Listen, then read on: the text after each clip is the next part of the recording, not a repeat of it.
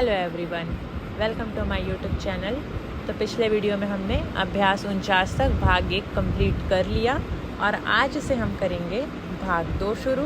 तो भाग 2 में ये कुछ विशेष नियम दिया गया हुआ है जो कि अब आगे चल के हम शॉर्ट हैंड में, मतलब जैसे शब्द शॉर्ट करना है या फिर झूठ शब्द बनाना है या फिर वाक्यांश बनाना है, ये सब चीज़ अब शुरू होगा।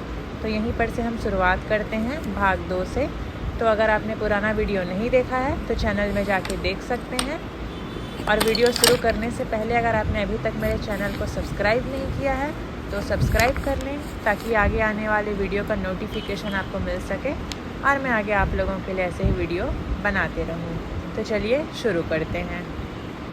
तो सबसे पहला नियम है, जब आरंभ में या फिर बीच में या फिर अंत में स एक साथ आए तो दोनों एक के बाद दूसरा वृत्त बनाकर लिखे जा सकते हैं। जैसे कि पहले किसी अभ्यास में बताई हूँ, जैसे को, शी और ये श, या फिर वैसे और यहाँ पे ही, तो ये ही जुड़ गया यहाँ पे।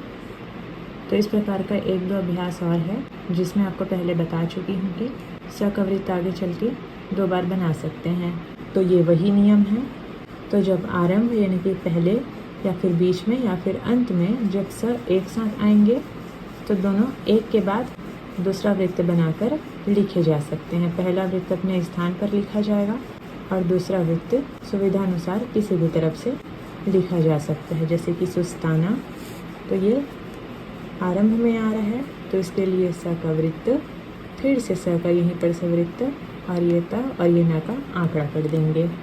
तो अब स्वर लोग सीख चुके हैं तो यहाँ पे स्वर लगाने का ज़रूरत नहीं है। ये स का वृत्त और ये त और ये न, ये क्लियर लग रहा है, स त न, तो ये हो जाएगा सुस्ताना। जैसे कि सुशोभित, तो स का वृत्त ये भी आरंभ में है, फिर से स का वृत्त और ये भ और ये त कर देंगे, तो ये हो जाएगा सुशोभित। जैसे कि शशक, तो स का वृत्त, फिर से स का वृत्त और ये क। तो बस यहाँ पे वृत्त को डबल बनाना है, बीच में गैप नहीं होना चाहिए, हल्का हो एकदम डैश, जहाँ तक इसको बनाते बन जाए वहाँ तक ठीक है, उसके आगे नहीं होना चाहिए। जैसे कि स न स, इतना गैप हो जाएगा तो यहाँ तो ये न बन जाएगा। इसके लिए स, फिर से स और ये क कर देंगे, या फिर स नीचे फिर से स का वृत्त और ये भित कर देंगे। जैसे कि कोशिश, तो कोशिश के लिए ये क, स का वृत्त और ये डैश के साथ में फिर से स का वृत्त, तो ये हो गया कोशिश। जैसे कि जासूस, तो ये ज, स का वृत्त, अब यहाँ पर से डैश निकाल के फिर से सुविधा अनुसार जहाँ पे वृत्त अच्छा बने उस तरफ घुमा देंगे, तो ये हो जाएगा जासूस।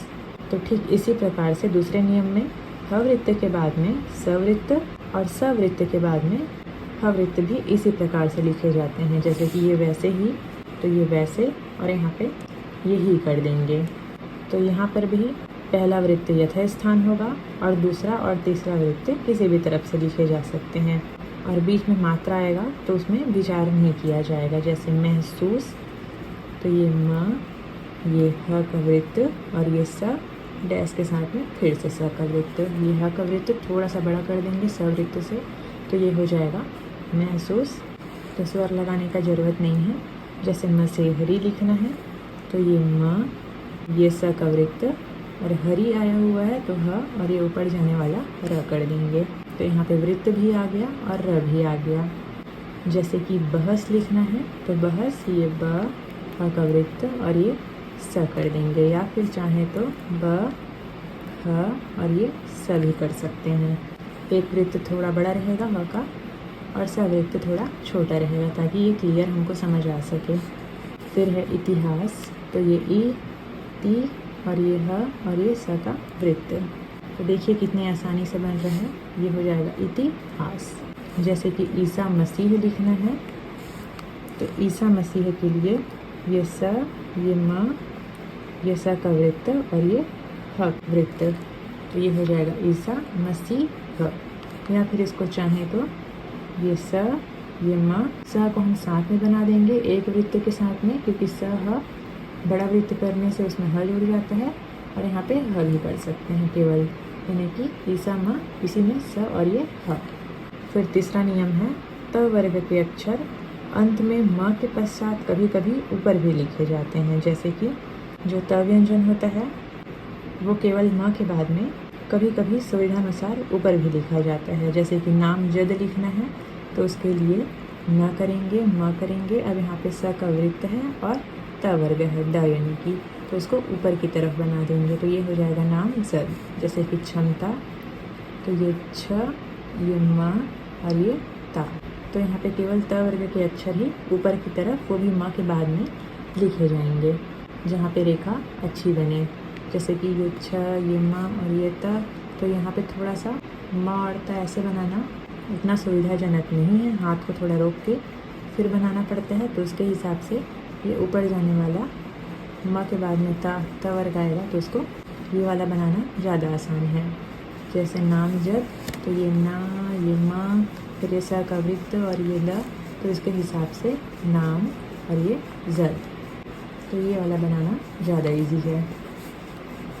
फिर चौथा नियम है यदि सवृत्त से छोटा वृत्त जिसमें वृत्त के बीच की जगह करीब करीब नहीं के बराबर हो तो उसको आरंभ में लगा दें तो सन, और अगर बीच में लगा दिया जाए तो अनुस्वार की मात्रा पढ़ी जाएगी।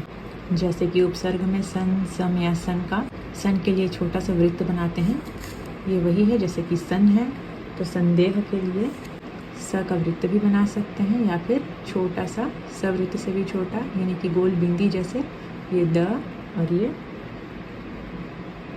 ह कर देंगे। ये थोड़ा बिगड़ गया, स, ये द और ये ह कर देंगे वृत्त, तो इसको पढ़ा जाएगा संदेह।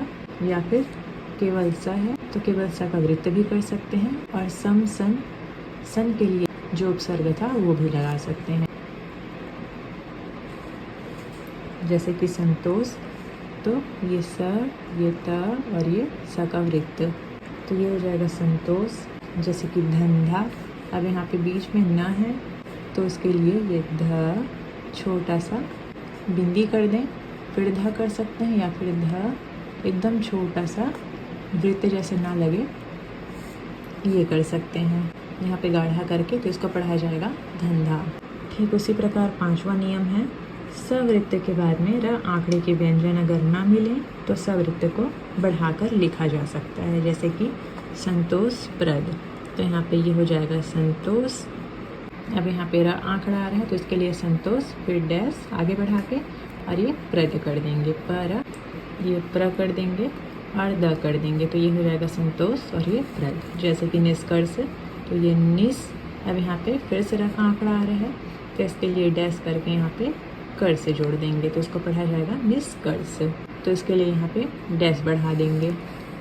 फिर नियम नंबर 6 है अ की मात्रा व्यंजन, वृत्त या फिर आंकड़े के पहले एक मोटे लंबाकार डैश के रूप में भी जोड़ी जा सकती है।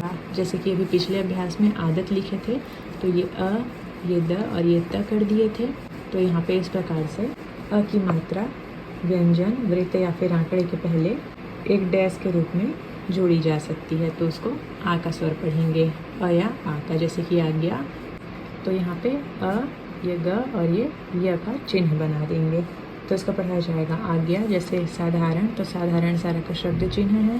जैसे कि असाधारण, तो असाधारण के लिए ऐसे भी बना सकते हैं, यहाँ पे आ का डैश सर, तो इसको अ या आ पढ़ेंगे, या फिर नीचे की तरफ से भी बना सकते हैं, तो जो सुविधाजनक हो वो बनाएं। जैसे कि प्रसन्न, तो ये हो गया प्रस और ये न। यहाँ पे एक और ना के आंकड़े के लिए लगा सकते हैं, डबल ना है तो, जैसे कि अप्रसन्न लिखना है तो ये अ, ये प्र, स और ये ना कर देंगे।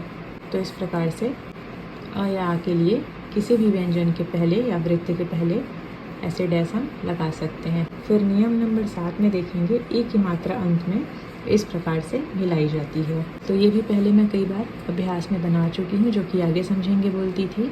ये क, ये ल, अब यहाँ पे आओ का जो हम चिन्ह बनाते हैं ये यहाँ पे जोड़ देंगे, तो इसको ई भी पढ़ेंगे और आई भी पढ़ेंगे।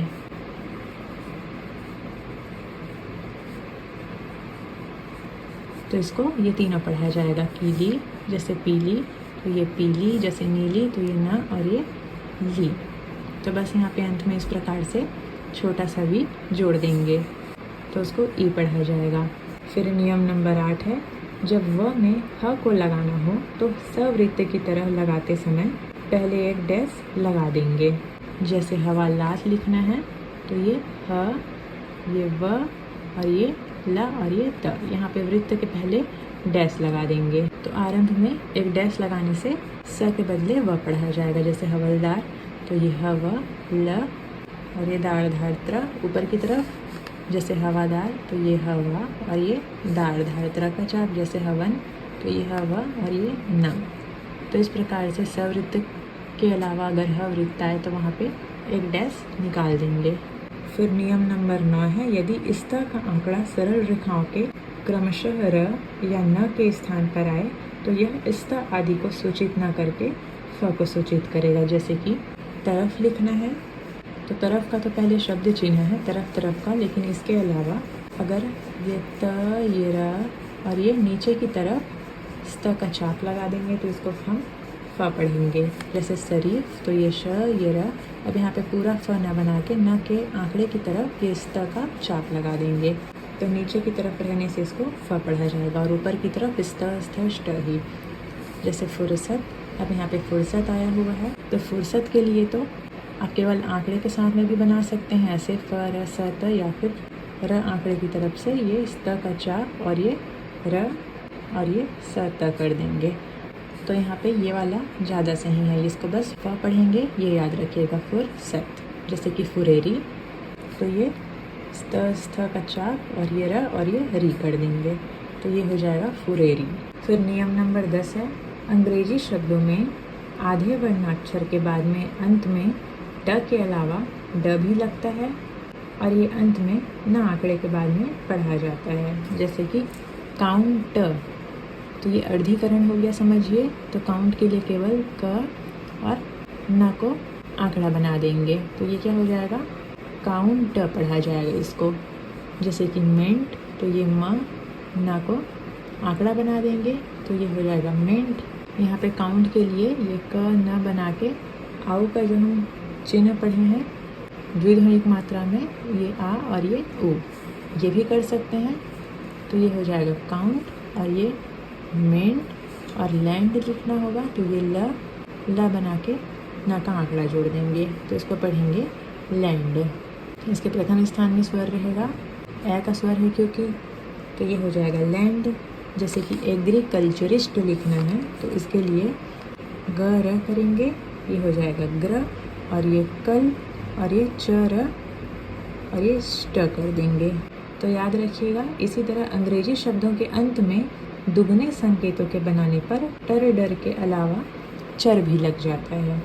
ये हो जाएगा एग्री और ये कल और ये चर और ये ष्ट। तो इस प्रकार से किसी किसी शब्द में ये चर है या फिर तर डर के अलावा अचानक कोई और शब्द भी आ जा रहा है जो कि आगे आप समझ जाएंगे। अब शब्द चिन्ह से यहाँ पे चर भी जुड़ जाएगा तो इसको भी हम यहाँ पे दुगना कर सकते हैं। तो ये एग्री, कल्चर और ये स्त, स्थ, ष्ट का चाप हो जाएगा।